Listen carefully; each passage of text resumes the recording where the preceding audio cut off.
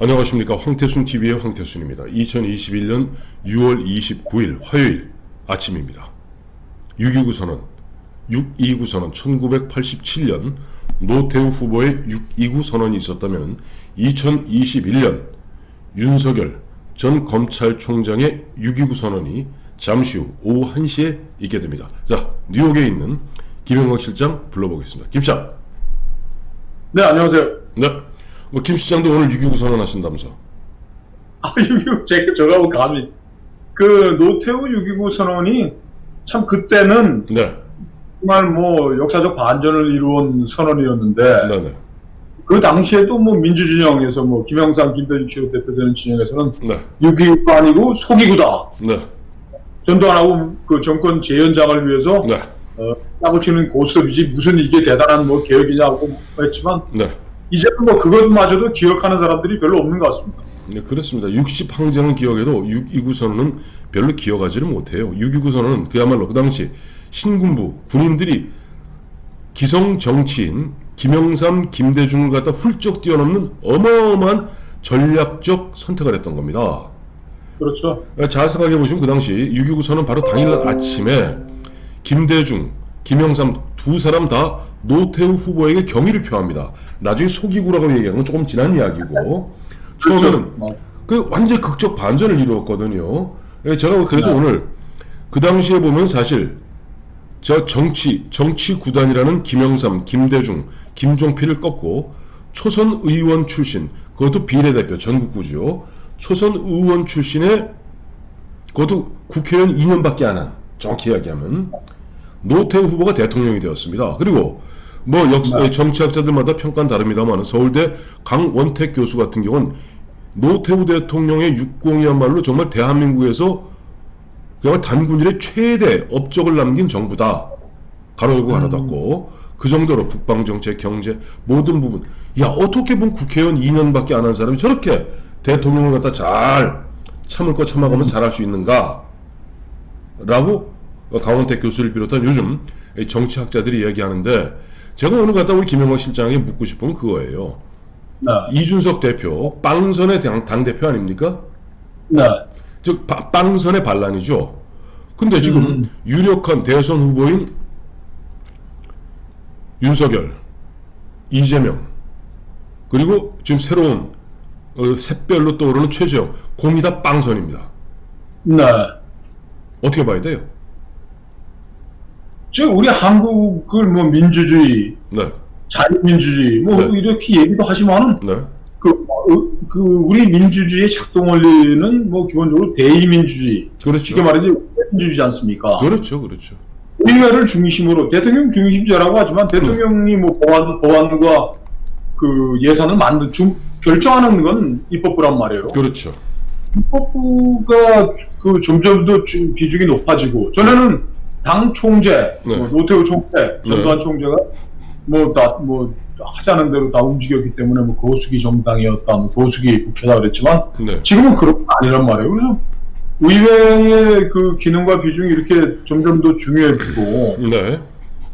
진보 보수도 나누지만 이미 우리는 양당 체제로서 진보 보수가 이제 균형을 이루어져 있고, 네. 지난 1년 전 총선에서 네. 이 국민들이 주권을 양당에게 네. 위임을 한 거 아닙니까? 그렇죠. 민주당이 80 가까운 의석을 주고, 네. 국민의힘은 100석, 그때는 무슨 통합당이었나요? 그 당에 미래통합당. 자매정당까지 합쳐가지고 100석 겨우 주고 하는 것도, 이렇게 구성된 국회가 엄연히 있는데, 네. 이 국회와 아무런 국회 발들이지 않고, 네. 국회의 작동 원리를 모르는 빵선들이 과연 대한민국의 대통령이 되고 여당 대표가 돼가지고서 이거를 우리의 민주주의를 잘 굴러갈 수 있겠냐라는 게 아마 강원택 교수한테 물어봐도 할 얘기고, 저도 정무직에서 오래 한 저도 갖는 의구심입니다. 맞죠? 바로 그런 부분을 갖다 홍준표 의원이 이제 계속 복당한 이후에 계속 보면은 이제 윤석열 전 검찰총장을 겨냥해서 하고 있는 얘기가 바로 조금 전에 김영광 실장이 얘기했던 바로 그 얘기입니다. 그 얘기인데, 사실 국민들 입장에서 안 그래도 저도 많은 젊은 기자들로부터 그와 같은 질문을 받아요. 과연 최재형이라든가 윤석열이라든가 이재명이라든가 중앙정치 경험이 전무한 사람들이 과연 국회하고 어쨌든 국회를 잘 구슬러 가지 않으면 뭐 될 일이 없지 않습니까? 그런 그렇죠. 가운데 특히 윤석열 씨 같은 경우는 대통령이 된다면 여소야대가 됩니다. 끔찍한 요소야 되죠. 끔찍한 여소야대가 됐는데 잘 풀어갈 수 있겠는가라는 질문하면 전 두 가지로 답변합니다. 첫째, 야. 만약에 이재명이 대통령이 되었을 경우 집권 권력을 정권을 재창출했을 경우 자 봐라 우리 김영환 실장도 이명박 정부 시절에 정무비서관 했습니다만은 이명박 정부, 박근혜 정부, 문재인 정부 가면서 점점 심해지는 게 예전에는 즉 전두환 시절에는 권위주의 정부 시절에는 입법부를 통법부라고 그랬습니다. 그렇죠. 근데 요즘 뭐라고 표현하죠? 청와대 여의도 출장소라고 얘기합니다. 그럼 뭐 더 심해졌다 이 말이네요. 그렇죠.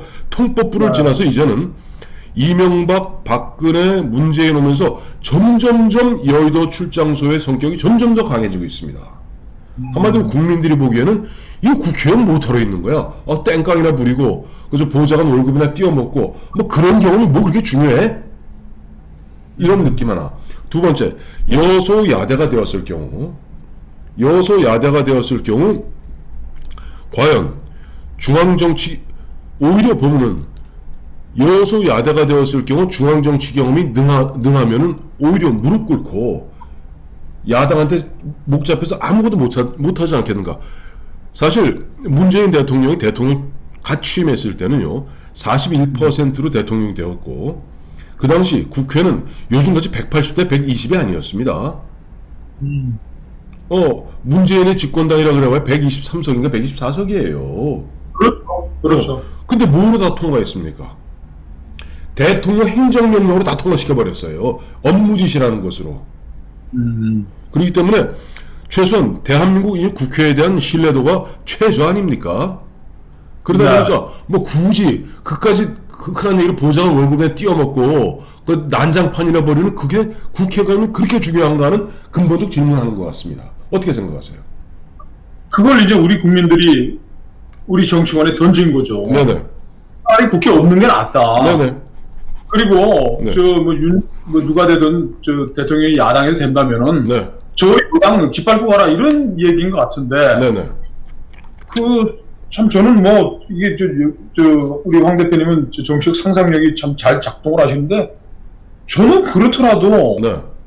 그러면 2년 아닙니까, 그죠? 네. 그 대통령이 되고서도 이 민주당 국회, 네네. 송영 국회가 2년을 더 가야 되는 그 상황에서 네네. 이걸 어떻게 짚밟고 갈 수 그러면 또 2년 동안은 그럼 뭐 무조건 뭐 강경 대치의 강대강으로 갈 수밖에 없는 그런 국회 운명인데 네네. 지금 뭐 험한 길로 지금 가시밭길을 지나서 그냥 뭐 철길로 그냥 뭐 올라타가지고 지금 가고 있는 셈이네요. 근데 그러다 보니까 아마 그런 현재 이러면 아까 지옥 같은 아주 뭐 극단적 여소야대가 될 것이다. 만약에 윤석열이나 최재형이 대통령이 된다면 이러다 보니까 김종인 같은 사람이 살아나는 거예요. 김종인이 최재형 뭐라고 그랬습니까? 2년만 개헌하자. 그래요. 그러니까 최재형 저 사람이 최고야. 윤석열 끝났어. 윤석열 별의 순간 못 잡았어. 최재형이 별의 순간이야. 최재형이 대통령 되면 최재형을 통해서 뭐 한다? 개헌해갖고 그거 갖다 공약으로 내걸고 2년 만에 개헌해갖고 2024년 국회의원 임기에 맞춰줘. 그와 같이 말하면 꿈들이 살아날 수 있는 틈새가 생긴 겁니다. 저는 그 꿈은 뭐 말도 안 되는 소리라고 생각하는 게 예. 개헌 있지 않습니까? 내각제로 가자. 네네. 그거는 좀 안 되는 게 이미 우리 대통령 제가 70년을 한 대통령제 아닙니까? 맞습니다. 이 시스템은 그리고 그것도 굉장히 또 많은 경험이 축적이 돼 있고 네. 그리고 지금 개헌론이 꺼내가지고서 된 적이 있습니까? 그리고 저는 이미 우리의 정착된 제도다. 네. 그리고 그동안의 모든 그 시도들이 개헌 얘기들이 실패했다. 그리고 네. 개헌이라는 우리 헌정사를 보면은 우리 온 국민이 이 대통령제가 정말 우리 60 항쟁처럼 참 이것 때문에 정말 창피해서 못 살겠다, 불편해서 못 살겠다고 길거리 저 나오면 혁명적 상황이 돼야지 가능한 것이고. 네, 맞아요. 최재형 씨가 김종인 박사 머릿속에서 나오는 짧은 생각이겠지만은 네, 과연 나는 2년하고 대통령 되겠어요 하는 사람과 네. 내가 5년 대통령에서 나라의 운명을 바꿔보겠습니다라는 사람하고 누구한테 표를 줄까요? 당연히 후자한테 주죠. 내가 그렇죠. 5년 동안 죽기 살기로 나라를 갖다 바꿔보겠다. 문재인 대통령, 문재인 정부, 문재인 정권이 4년, 5년 동안 망쳐놓고 그야말로 다 풍비박산 만들어 놓고 다시 내가 사은팔이라도 주어서 다시 나라를 세우겠다는 사람한테 표를 주지 누구한테 표를 주겠습니까? 지금 우리 정치 상황이 판갈이라고 그러지 않습니까? 판갈이, 물갈이가 아니고. 네, 해가지고 오래 국회했는데 네, 이 국회라는 것도 우리 국민들이 얼마나 많은 애정을 쏟아가지고서 키워온 이 국회인데 네, 하는 짓이라고 정말 우리 황 대표님 말씀대로 보좌관 월급이나 떼먹고 뭐 좋은 차 타고 다니고 뭐 비서 두고 뭐 이런 짓거리 하는 애들 네, 무시하고 네. 대통령이 강력하게 네, 그냥 짓밟고 가라라는 분위기 속에서 빵선들의 행진이 이어지고 있으니 네. 또 뭐 바쁘시겠습니다. 근데 우리 빵선 얘기하니까 우리 이준석, 국민의힘 이준석 대표가 당 대표로 선출되었을 때 김영환 실장이 하셨던 이야기가 있죠. 뭐냐니까 그 국민의힘을 갖다 국민들이 탄핵한 것이다. 네. 예. 지금 이준석 대표가 당 대표가 된 것은 바로 그야말로 무능하고 무기력하고 비겁한 기존의 국민의힘의 다선 의원들에 대한 국민들의 탄핵이라면은 지금 윤석열, 최재형 그와 같이 정말 그나마 또 이재명은 그래도 경기도지사라도 한번 했어요. 하고 있어요. 네. 이 보면 윤석열 또 보면 최재형에게 깊은 관심 갖고 있는 것은 바로 정말 꼭 이 국회가 필요한가 하는 근본적 질문을 갖고 있는 국민들이 국회를 탄핵하는 그 목소리가 아닌가 하는 생각이 드네요. 이재명이 경기도지사에서 도정 운영의 경험이 있다면 윤석열은 또 검찰총장으로서 그렇죠. 전국적인 아닙니까? 중요한 한국사의 비리와 범죄를 한 그런 경험이 있고 네. 최재형은 국가원장이니까 국정 전반에 대해서 또 들여다본 경험이 있으니까 이렇게 또 가볍게 볼 사람들은 아닌 거죠. 맞습니다. 검찰총장이면 전국에 보면은 고등검찰청, 지방검찰청, 그다음에 각 지청들 그걸 총지휘하는 거죠.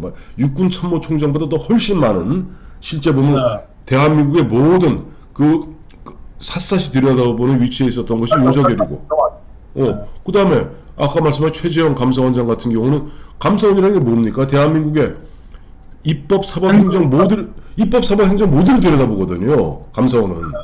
그러니까 간단해 보일 일은 아니네요. 네. 그리고 참 김영환 시장 오늘 6.29 선언 한다고 그랬잖아.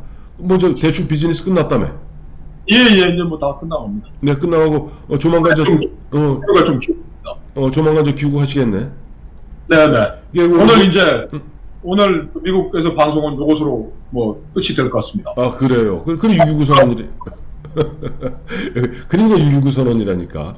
1987년에 노태우의 6.29 선언. 그 다음에 2021년 매원 윤봉길 기념관의 윤석열의 6.29 선언. 그 다음에 미국 시간 6월 28일, 한국 시간 6월 29일 김영광의 6.29 선언. 자, 그동안 고생 많았습니다. 조만간 한국에서 뵙겠습니다. 위성 다 안 좋았는데 예. 우리 애청자분께서 성원해 주셔서 감사합니다. 그래. 한국에서 뵙겠습니다. 예, 한국에서 뵙겠습니다. 감사합니다. 네.